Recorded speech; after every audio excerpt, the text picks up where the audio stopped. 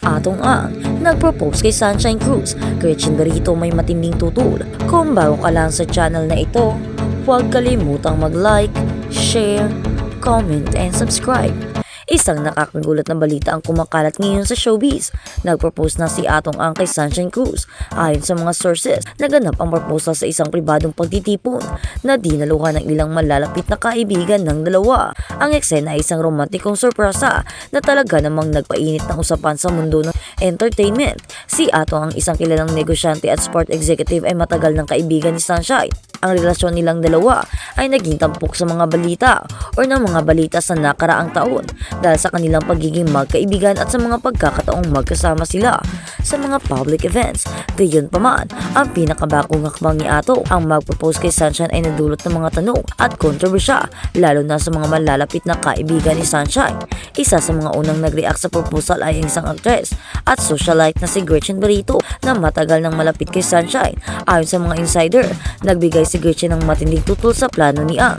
Walang tahasang payag si Gretchen tungkol dito, ngunit sa mga social media posts at cryptic messages niya, makikita ang kanyang pagkabahala sa relasyon ng dalawa. May mga nagsasabi na si Gretchen ay hindi kumbinsido sa motibo ni Atong, at may mga pagkakataon na ipinapahayag niya ang pag-aalala sa desisyon ni Sunshine pagdating sa mga personal na relasyon.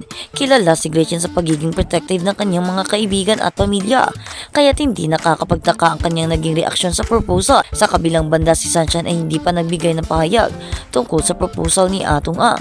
Habang ang ilan ay nagmamasid sa reaksyon ni Sunshine, marami naman ang nagsasabing dapat suportahan siya sa anumang desisyon na gagawin niya dahil siya lamang ang nakakaalam kung ano ang makakabuti para sa kanya at sa kanyang pamilya. Sa gitna ng kontrobersya, ang tanong ng marami ay ano ang magiging susunod na hakbang ni Sunshine Cruz. Magpapakasal ba siya kay Atong Ang o magiging mas maingat siya sa mga susunod na hakbang sa kanyang personal na buhay? Ang tanging sigurado ay ang buhay ni Sunshine Cruz ay patuloy na pagmumulan ng usap-usapan at mga intrigang tiyak na magpapatuloy sa mga darating na linggo. Sa ngayon, ang lahat ng mga mata ay nakatutok kay Sunshine at Atong.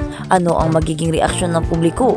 Maikakaila kaya ang kanilang relasyon bilang isang power couple o magtutuloy-tuloy lamang ito sa mga pagsubok na kinakaharap nila? Tanging si Sunshine ang makakapagdesisyon kung tsak na may mga nag-aabang na mga twists at turns sa kanilang kwento. At sa kabilang banda naman, Cesar inurot si Sunshine mag-stick kay Atong Ang. Nagpapasalamat si Cesar Montana na naayos na ang gusot sa pagitan nila ng ex na si Sunshine Cruz. Aniya malaki raw ang naitulong ng mga panalangin niya at ng intercession sa pagdarasal sa kanila ng ibang tao. After all, si Sunshine pa rin daw naman ang ina ng kanyang 3 anak na babae. Nahinga naman ng Abante Tunet ng reaksyon ang award-winning actor tungkol sa payo sa kanya ng actress sa panayam kay Boy Abunda na matino na ito sa kanyang partner. Para kay Sunshine ay napakaganda at napakabait ito. Hirit naman niya na may solicited advice rin daw siya para kay Sunshine. Meron nga siyang advice sa akin. Advice ko rin sa kanya, sana si Atong Ang na o wag na niyang anuhin, sila na. Ang bait-bait ng tao, ang gwapo-gwapo pa noong na-meet ko. Sana sila na, pabor ako kay Atong Ang. My prayer for them is of course para maging maayos sila. Ani pa ni Cesars. Kanta naman, You Are My Sunshine, ang naging tugon niya ng uruti namin tungkol sa sinabi ni Shine na ang pagkawala ng trust o pagtiwala kay Atong Ang at sa kanya ang naging dahilan ng breakup nila or nito sa mga ex. Dahil okay na sila ni Sunshine, didman naman ang naging posibilidad sa pasgot nito na mag-ayos na rin sila ni Teresa Loizaga, ang ina ng kanyang anak na si Diego. Speaking of his role as Ferdinand Marcos, feeling niya ay naiimbibi na siya sa karakter ng dating Pangulong Ferdinand Marcos sa ikalawang pagkakataon sa Martyr or Murderer sequel na unsuccessful sa mid ng Malacanang. Say pa niya, kung nabubuhay raw ang kanyang mentor na si Marilu Diaz-Abaya, ay siguradong magiging proud ito sa kanya dahil nabigyan siya ng pagkakataong i-portray ang nasabing iconic role. At sa kabilang balita naman, inihayag ni Sunshine Cruz ang kanyang nararamdaman para kay Maki Matay. Inihayag ni Sunshine Cruz kung bakit natapos ang relasyon nila ni Maki Matay.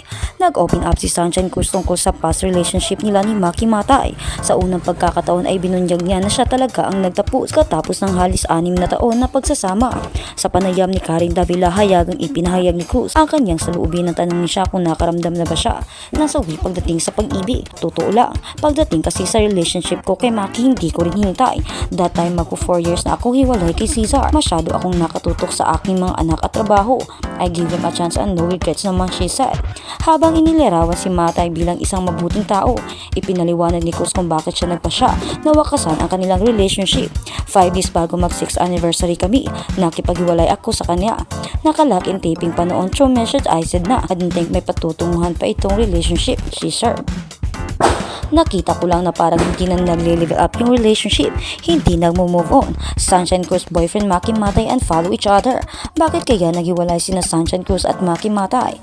Binagyang diin ni Cruz na si Matay ay isang kahangahangang tao at siya ay tunay na nagmamalasakit sa kanyang mga anak. Gayunpaman, binagyang diin niya ang kanyang pagnanais para sa isang relasyon na talagang umunlad. Huwag mo akong intindihin, siya ay isang mabuting tao. Mahal ko ang kanyang mga anak pero syempre at this point in my life I am 48 na. Syempre naghahanap na tayo ng relationship na kahit pa paano ay lumelevel up. Hindi yung diretso kasi magsi 6 years na pero parang diretso lang kami, she said.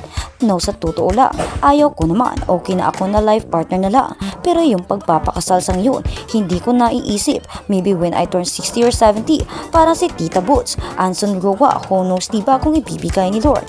Pero hindi natin pwede ipilit kung hindi talaga para sa iyo. Hindi para sa iyo. Sinabi ni Cruz na hindi niya isinasara ang kanyang puso sa muling pag-ibig.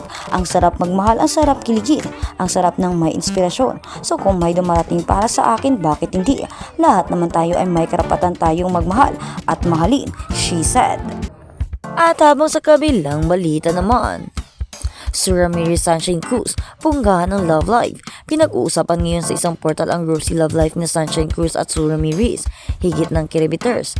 Nagpapabunggahan daw ang dalawa pagdating sa usapin ng kanilang mga puso. Talk of the town ang blooming beauty ng dalawang actress na obvious na sagana sa inspirasyon. Ang haba naman ng year ni Sunshine dahil sa lahat yata ng naling sa businessman na si Atong. Ang magandang actress lamang siya umamin. Idagdag pa rito na hinarana pa siya ng close friend ni Gretchen Barreto nang awiting bakit ngayon ka lang. Sa isang pagtitipon, trending din ang ginawang dawit ng lovers. Ibig sabihin ay talagang inlababo si Atong ang kay Sunshine Cruz.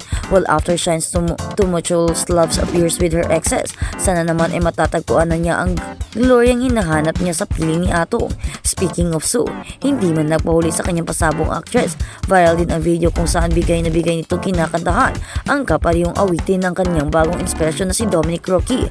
Kita naman ang kilig ni Dom habang kinakantahan siya ni Su sa nasabing video. So ang tagal din palang hinintay ni Su si Dom na dumating sa buhay niya. Sana naman they will end up in happy ever after ever.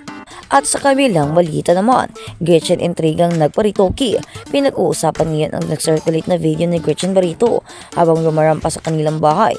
Sa ng ibang netizens, wala pa rin daw pagbabago sa socialite actress dahil parang vampira ito.